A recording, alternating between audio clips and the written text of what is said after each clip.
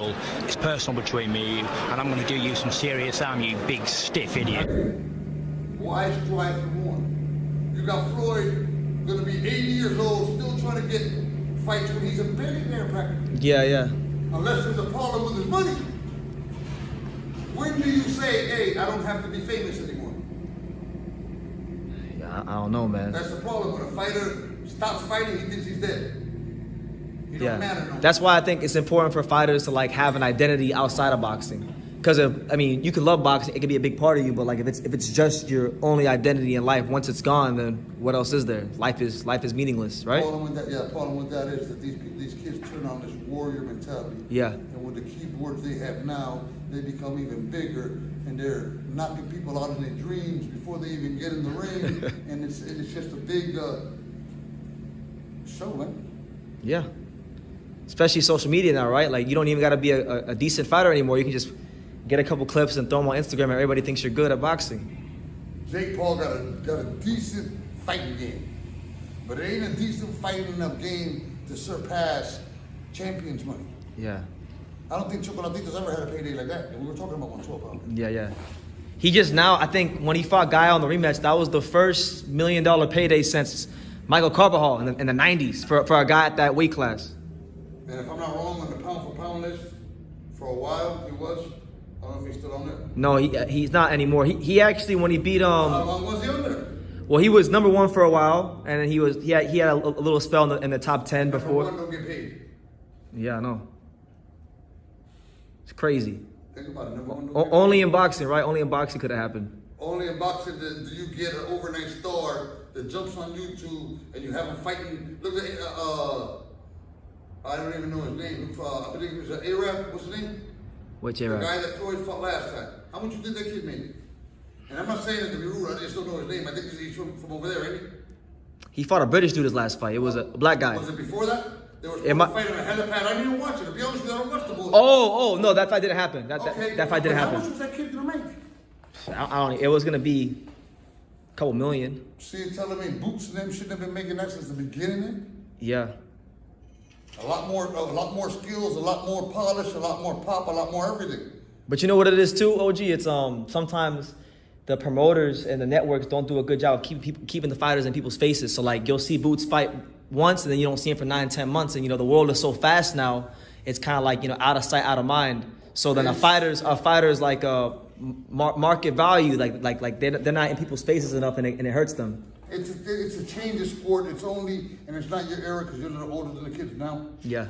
It's the era coming up now that thinks that Facebook is everything. Or Because Instagram. Back then, we didn't have all that shit, and you know about Sugar Ray Leonard, Duran, Hagler, Hearns. They were always fighting. They were. And they were on network television too, because they had ABC Sports and NBC. Am I wrong when I say that Muhammad Ali and George Foreman made $5 million?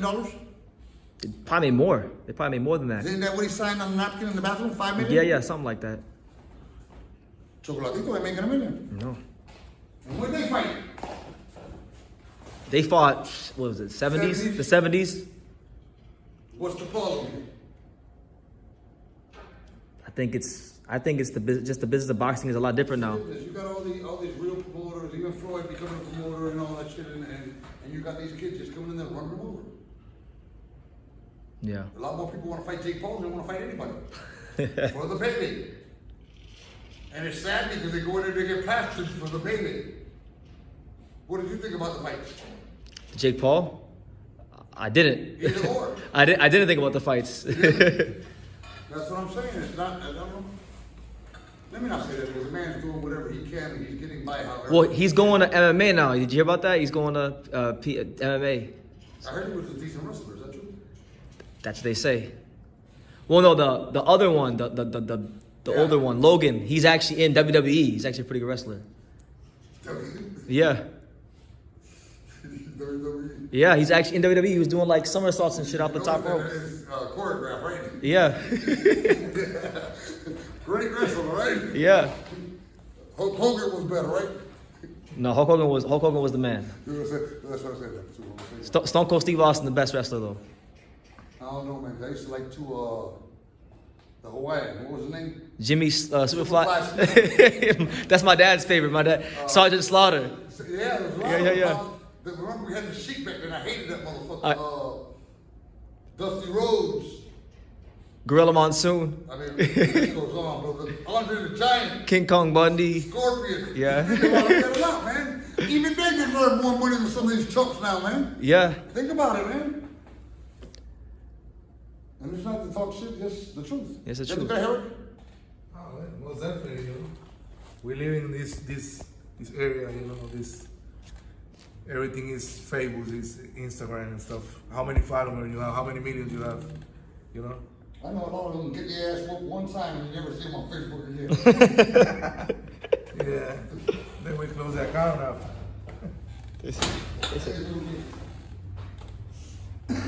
What are the fight you got in your head, man?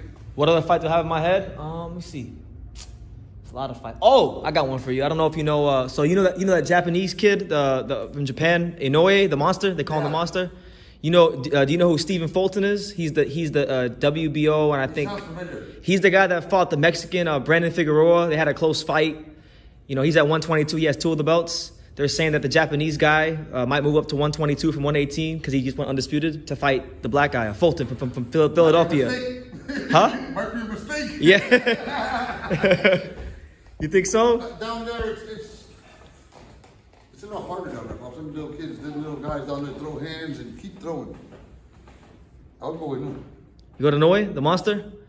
Yeah, because Fulton, you know, he can be slick, but sometimes he has this habit of like staying in the pocket and fighting these guys on the inside. That's the problem. When he sits there in the pocket, can he take the power he's going to get? Yeah. And can he take it for 10 rounds, 12 rounds, whatever it is they're fighting? Yeah, it'll be 12 if they were to fight. Because you knew he was going to bring it.